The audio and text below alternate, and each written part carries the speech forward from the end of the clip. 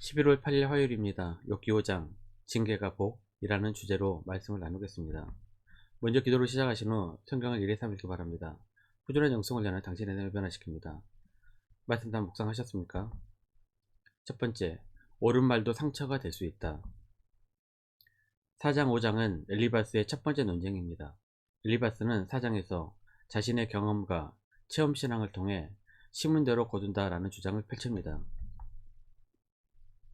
엘리바스의 말이 틀린 것은 아닙니다.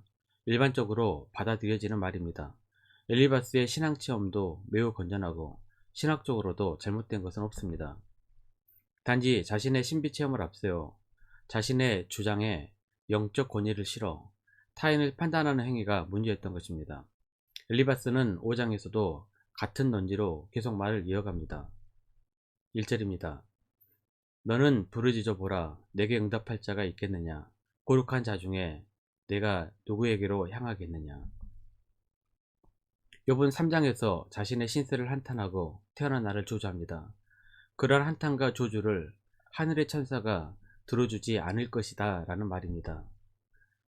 2절입니다. 분노가 미련한 자를 죽이고 시기가 어리석은 자를 멸하느니라.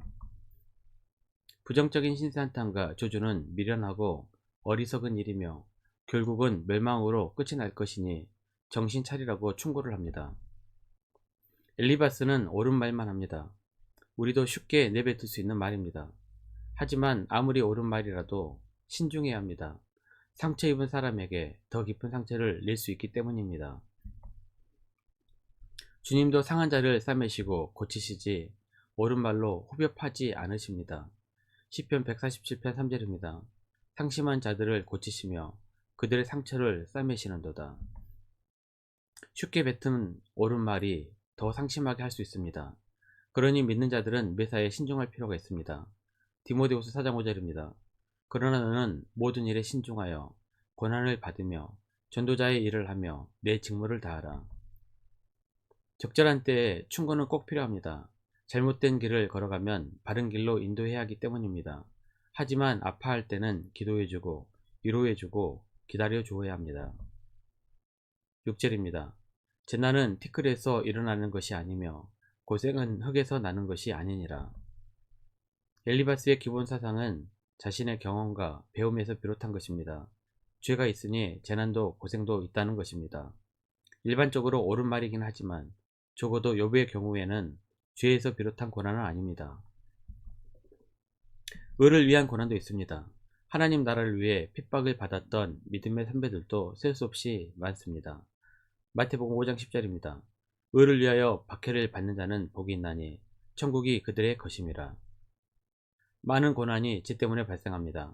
하지만 모든 고난이 죄 때문에 비롯한 것은 아닙니다. 두 번째, 옳은 말도 틀릴 수 있다.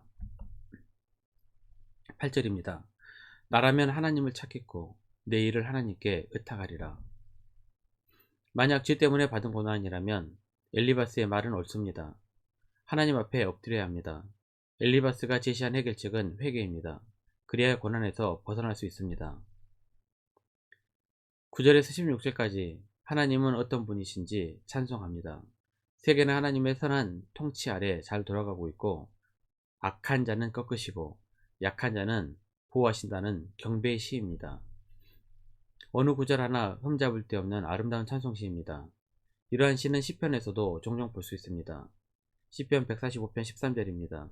주의 나라는 영원한 나라이니 주의 통치는 대대에 이르리이다. 하나님은 세계를 완벽하게 통치하시니 어떠한 억울한 징계도 받지 않을 것이라는 엘리바스의 주장은 옳은 것처럼 보이지만 사실이 아닙니다. 무신론자들은 이렇게 질문합니다. 만약 신이 있다면 왜 전쟁이 일어나고 무고한 시민들이 재난을 당하는가?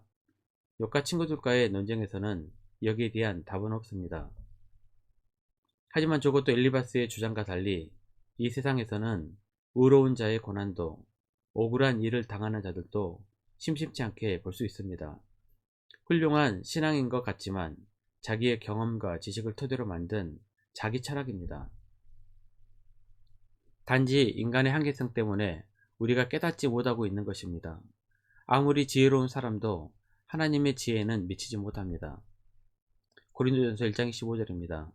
하나님의 어리석음이 사람보다 지혜롭고 하나님의 약하심이 사람보다 강하니라. 자기 생각만 옳다고 주장하는 것은 교만입니다. 한쪽에서는 옳은 말도 다른 쪽에서는 틀릴 수 있습니다. 하나님이 아닌 이상 세상의 모든 것을 알 수 있는 사람은 없습니다. 세 번째, 징계는 복. 17절입니다. 볼지어다 하나님께 징계받는 자에게는 복이 있나니 그런즉 너는 전능자의 징계를 없이 여기지 말지니라. 연장자이고 지혜 경험이 풍부했던 엘리바스의 말은 완전히 정석입니다. 하나님의 징계는 적어도 아직 그 사람을 포기하지 않으셨다는 의미입니다. 고쳐서 쓰시겠다는 은혜입니다. 잠언 3장 12절입니다. 대저 여호와께서 그 사랑하시는 자를 징계하시기를 마치 아비가 그 기뻐하는 아들을 징계함 같이 하시느니라. 하나님은 아직도 우리를 포기하지 않으시고 사랑하십니다. 사랑하는 자에게 매를 들어 바른 길로 가게 하시는 것이 징계입니다. 하지만 징계라는 말 속에는 인과응보의 사상이 담겨 있습니다. 엘리바스는 욥이 죄 때문에 하나님의 징계를 받는다고 편견에 사로잡혀 있습니다. 욥이 참으로 아플 것 같습니다. 상처에 소금을 뿌리고 있는 것입니다. 욥의 고난의 원인을 뭐라고 설명해야 할지 어렵습니다. 분명 죄에 대한 징계는 아닙니다.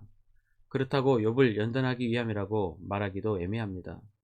단지 사탄에게 욥의 신앙을 증명하기 위한 것이라면 욥의 고난은 너무나 가혹하게 느껴집니다. 인간의 언어와 사고의 한계 때문에 뭐라고 표현하기가 어렵습니다. 하나님을 잘 믿는 성도들의 고통이 바로 욥의 고통입니다. 이 고통의 원인을 인간의 경험과 체험으로 답하려는 것에는 한계가 있습니다. 27절입니다. 볼지어다 우리가 이용구한 바가 이와 같으니 너는 들어보라. 그러면 내가 알리라. 엘리바스의 학문과 경험과 체험은 도움이 되지만 분명 한계가 있습니다. 지혜자의 학문과 경험을 무시하라는 말이 아닙니다. 하지만 아무리 지혜로운 자도 모든 답을 얻을 수 없음을 인정해야 합니다. 시편 119편 96절입니다. 내가 보니 모든 완전한 것이 다 끝이 있어도 주의 계명들은 심히 넓으니이다. 말씀 요약합니다. 첫 번째, 옳은 말이라도 마음이 상한 자에게는 상처가 될 수 있습니다. 그리고 옳은 말이라도 상황에 따라 틀릴 수 있습니다. 두 번째, 징계란 아직 포기하지 않고 나를 고치시려는 하나님의 은혜를 내포합니다. 적어도 죄 가운데 있는 자들에게 징계는 복입니다. 1년 성경 일독 주간 계획입니다. 오늘 화요일 사도행전 6장에서 8장까지 말씀 천천히 묵상하십시오. 11월 중보기도 제목입니다. 5가지 기도 제목 충분히 기도하시고 교회와 개인 기도의 시간을 가지시길 바랍니다. 가정에서 기도하시기 힘드신 분들은 교회 나오셔서 주중 기도의 시간을 이용하시면 됩니다. 주중 기도의 시간은 새벽 6시 밤 10시까지입니다. 편하신 시간에 정기적으로 기도하시길 바랍니다. 하루 30분씩 최선을 다하시기 바랍니다. 그러면 여러분의 삶이 변화될 것입니다. 영상을 다 보신 분들은 확인 문자를 보내시거나 유튜브에 댓글을 달아주시면 정기적인 역성훈련에 도움이 될 것입니다. 오늘 하루도 승리하시기를 기도합니다.